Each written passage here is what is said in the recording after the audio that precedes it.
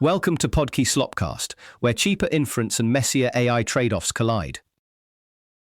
A lot of this week's AI news sounds like pure progress: faster models, cheaper serving, smarter agents, stronger safety. The interesting part is what had to be traded away, hidden, rerouted, or narrowly defined to make those claims true. OpenAI researchers say they've found an optimization that cuts inference requirements by 50%, enough that some ChatGPT traffic could run on just 100 GPUs. That sounds dramatic, but the qualifier matters a lot. The test was on low engagement, unsigned users. So the safest reading isn't that frontier quality suddenly got twice as cheap across the board. It's that low-stakes traffic is a great place to squeeze costs, because the tolerance for quality loss, latency tricks, or aggressive routing is much higher. There are several familiar ways to do that: quantization, cache reuse, batching, speculative decoding, or quietly sending easier prompts to smaller models. All of those can be real efficiency wins. None of them automatically prove that a demanding user doing coding, research, or multi-step reasoning gets the same experience. DeepSeek's DSpark speculative decoder reportedly showed an 85% speedup on small models, which reinforces the bigger point here. Inference is still an open engineering frontier, especially for the long tail of cheap, routine queries. That's strategically important because the business case for AI doesn't depend only on peak benchmark performance. It depends on whether providers can serve millions of boring requests without burning cache. That same logic shows up in specialized models. Base 44 launched Base 1, trained on huge volumes of platform-specific interactions for web app building. And the pitch is straightforward. Narrower training can mean better reliability, lower latency, tighter cost control, and sometimes better task quality. That claim is plausible, especially when the task is repetitive and well-scoped. If you know the workflow, you don't always need a giant general-purpose model improvising from scratch. The important caveat is that specialization works best when the target workload is stable. It can become brittle when users go off-script or when the problem quietly expands beyond the training domain. AWS putting $1 billion into forward-deployed generative AI engineers tells you enterprises are feeling this in practice. Buyers don't just want the smartest model. They want somebody to help them choose when to use a smaller one, when to route, and where the quality cliff actually is. That's the deeper trend: more model portfolios, more routing layers, and more segmentation between premium reasoning and everyday utility. The so-called AI mom test is relevant here. A lot of ordinary usage really does not require frontier-level intelligence. Anthropic planning to bring Claude Tag into Microsoft Teams matters less as a feature launch than as a platform signal. An organization-centric agent with persistent memory gets more useful when it lives where work already happens. It also gets more sensitive because now it potentially touches internal chats, documents, histories, and workflow context. That intensifies the real competition, which is distribution. Platform owners like Microsoft and Salesforce want thriving ecosystems, but they also want control over access, monetization, and who gets to sit between the user and the underlying data. So when people talk about agents, the technical question is only part of it.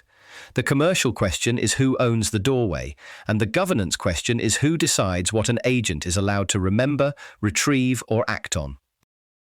On model quality, the picture is getting less about a single winner and more about fit. Early reports say Fable 5 is especially strong on strategic reasoning and useful pushback, which is valuable if you want an AI that can pressure test your plan instead of politely mirroring it. Testers also say it handles rubrics well and avoids some of the generic AI writing tics. That's meaningful for structured drafting, where style discipline matters almost as much as raw knowledge. Sonnet 5 looks more incremental overall, but the coding gains and the GDP-VAL jump suggest better tool use and more competent agentic behavior. The pricing story is where marketing can get slippery. A promo rate on 2 million input tokens sounds generous, but real cost depends on total token flow, output length, retries, and tool usage. In some workloads, Sonnet 5 can actually end up costing more per completed task than Opus 4.8, even if the headline pricing sounds attractive. So the practical takeaway is boring but important. Map the model to the job. Strategic planning, coding, structured writing, long context analysis, and agent loops are different workloads, and token economics can reverse the obvious choice. Anthropic says it added a classifier that blocks the specific behavior raised in the Amazon jailbreak report with a claimed 99% success rate. If that number holds for that narrowly defined behavior, that's a genuine safety improvement. But the second half of the story matters just as much. Stronger guardrails are reportedly causing more false positives on benign coding tasks. That's the classic trade-off. You can often suppress a specific failure mode if you're willing to reject more legitimate use.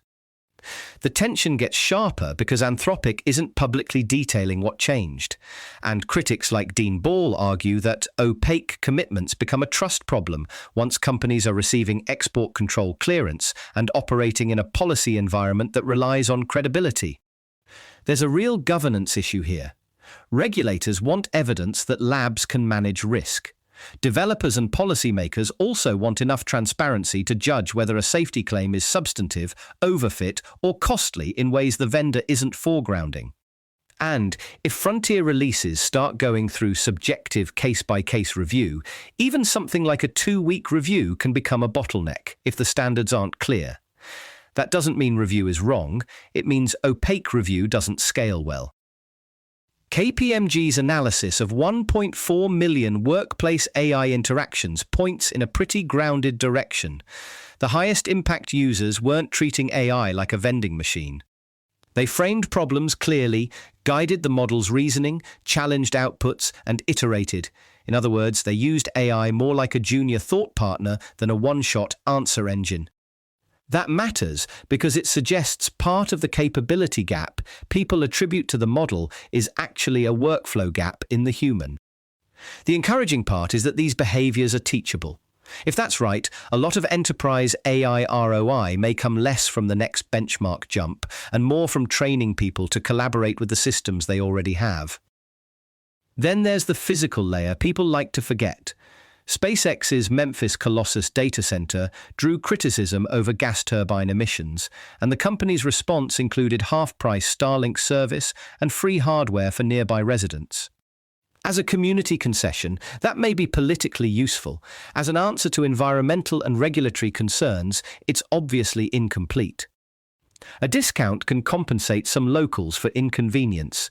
It does not directly solve emissions, citing disputes, or the precedent of large compute infrastructure imposing costs on surrounding communities. This is likely to become a recurring pattern. AI scale requires power, land, cooling, and permits. The benefits are often diffuse, while the burdens are local. The through line this week is that AI progress is getting more operational and more conditional.